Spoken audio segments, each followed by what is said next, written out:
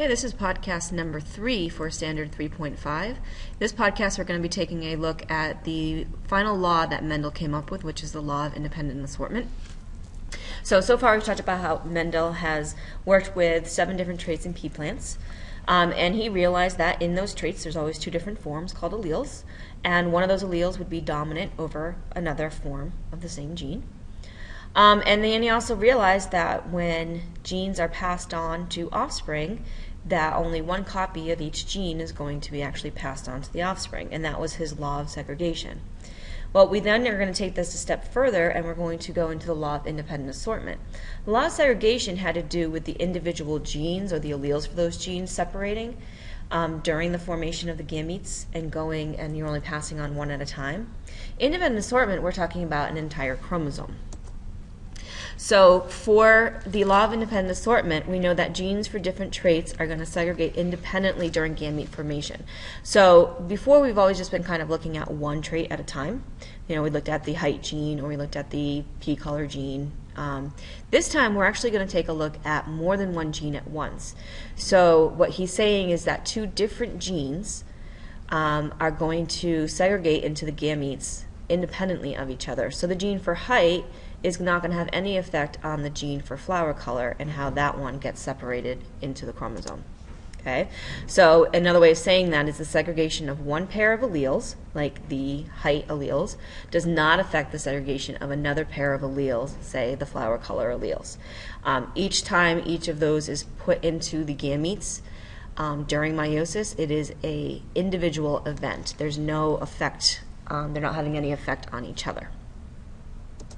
So you can say this in one more way. You can say that different genes do not affect each other's influence. So you have these 7 different genes that are causing these different traits in Mendel's pea plants, and each of them is being passed on independent of what the other ones are doing.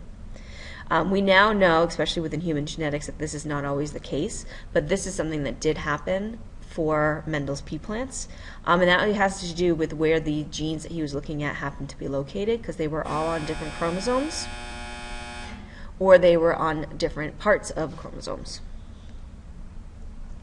Okay, so in the law of independent assortment, here you can see we're going through the same process. So here we're in metaphase 1 of meiosis 1, where our tetrads have lined up and they get separated. And then in our gametes, we're going to put the allele for A and the allele for B are getting separated independently of each other. This has to do with the fact that they are on different chromosomes. Okay, so whatever happens to the A gene is not going to have any effect on what happens to the B gene.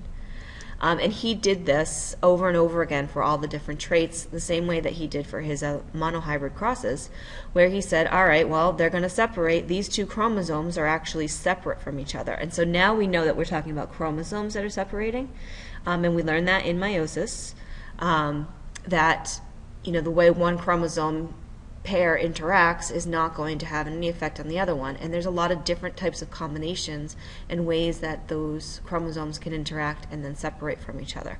So you can get a lot of different combinations of the different genes that you have, but the way those genes are passed on are not influencing each other.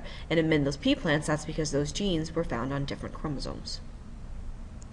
So to do this actual experiment, Mendel did something called a dihybrid cross. So this is a cross between individuals that differ in 2 traits, because remember, di means 2. So now instead of just looking at one trait at a time, we're actually going to look at 2, and we're going to see if there's any connection in how they're going to get passed on. So he started with a pea generation, like always. This pea generation were true breeding plants, so they would be homozygous for a particular trait. For example, he would take a homozygous round, homozygous yellow individual, so that means round peas, yellow peas. So they're big R, big R, big Y, big Y, so that's your dominant true breeding. And we're going to cross it with the recessive of that. So the recessive would be wrinkled green, little r, little r, little y, little y. They're both true breeding because they're both homozygous. When he crossed these 2 together, his F1 generation, all of the individuals always came out heterozygous round yellow. So they all looked round and yellow. So the wrinkled and green, again, went away. And we know that now that's because of dominance. Round dominated over the wrinkled and yellow dominated over the green. So again, he was kind of curious, well, what would happen if I let those F1s self-fertilize? So that's what he did. Okay. And when he did that, he actually got combinations that he hadn't been seeing before. So in the F2 generation, this is when he lets those F1s, these guys that are the hybrids, they're all round yellow in here, but remember they're all big R, little Y, little y. He's going to let them self-pollinate. When he let them self-pollinate, he ended up finding out that he got an unexpected phenotype ratio. So 9 of the individuals ended up being round yellow, and that was the same as the parents. Then he ended up with only 1 individual being wrinkled green, which was one of the original parents.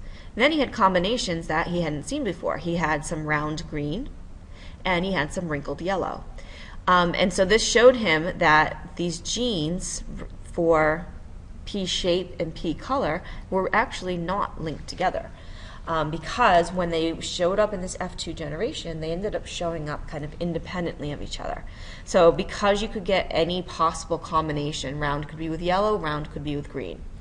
Wrinkled could be with yellow, wrinkled could be with green. All these different possible combinations showed up. So that means that they were being passed on to their offspring independently of each other. What we can now do with a dihybrid cross is we can actually put that into a Punnett square.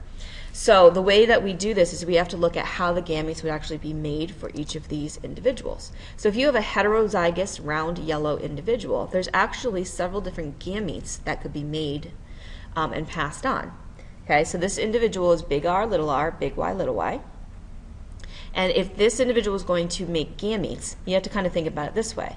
It could give this big R, right, it has that possibility, but with that big R, it could give this big Y. So we have one possible gamete where you could have big R, big Y. Those two could be given together, okay, because they're actually on different chromosomes, so they're not going to be passed on together. That big R also has the possibility of going with that little y. So you could say big R, little y. Okay.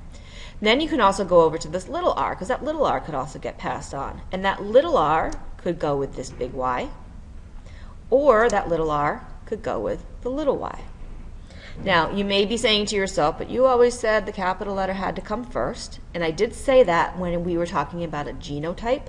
These are not genotypes, these are gametes, okay? And in order to make things easier, especially when we start doing the crosses, you want to keep whatever letter you have in front always stays in front. So that capital letter rule does not apply when we're doing gametes. That only applies when we're talking about a genotype. Okay, so when we're looking at this individual, again, this big R could get passed down with either the big Y or the little y. It cannot get passed down with the little r because of Mendel's law of segregation. These two are going to separate from each other. And the two y's are going to separate with each other. But they can get combined together in any one of these ways when they get passed on to the offspring. So using that idea, we can then take those gametes that we just made from that individual and we can put them in a Punnett square. Now, because we have a second gene that we're looking at, we have to make more squares. So now, instead of 4 squares, we have 16 squares. And the same kind of rule applies when you're putting them in there. You put what would meet up in this square. Big R, big Y, big Y. Now again, you want to keep your R's together and your Y's together. And because we're doing genotypes, we go back to the capital letter going in the front on each of them. But what you do is you kind of fill in your Punnett square all the way through at whatever meets up in that particular place. And then from there, you can figure out the phenotypes. We typically do not go through and do genotype ratios because you can see there's a lot of different genotypes that end up showing up. But it's more the phenotypes that we're concerned with. Okay, so this was Mendel's law of independent assortment. So this kind of pattern that he saw happened with all the pairings for 7 traits, all 7 traits. Okay, so what he concluded is that each pair of chromosomes is separating independently of the other pairs of chromosomes.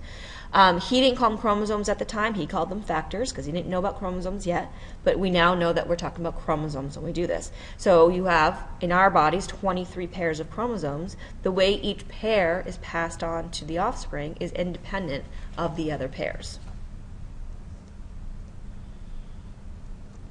All right, so we can now conclude with all of Mendel's laws, everything that he came up with during his experiments. Number one was the fact that biological inheritance happens. Traits are passed from parents to offspring, and this happens through genes. He called them factors. We now know they're genes. This is something that was kind of already known, but he showed it by doing his experiments. He actually kind of proved, look, these factors are actually being passed down, using his pea plants as an example. His second law was the law of dominance. Okay, when two forms of a gene exist, and we know we call those two forms alleles, one may be dominant and the other one may be recessive. Okay, so anytime that we have two forms of a gene, you can have a dominant and you can have a recessive. We're actually going to find that there are exceptions to this rule. That's what we're going to be moving into next. But for all of Mendel's pea plants, this was the rule. Okay, his third law was the law of segregation.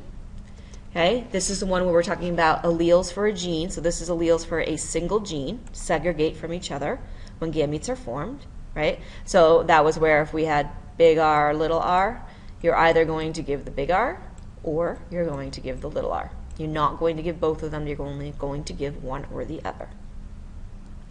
Okay, whereas in independent assortment, chromosomes, and therefore their alleles, segregate independently from each other when gametes are formed. So if you have a second thing added in up here with this R, and you had the big Y and little y, each of those are going to separate independently of each other. That's a little y. Okay, but they could go with the other R. So the way that these R's are separating and the way the Y's are separating are not affecting each other in any way. That's an individual or independent event every single time.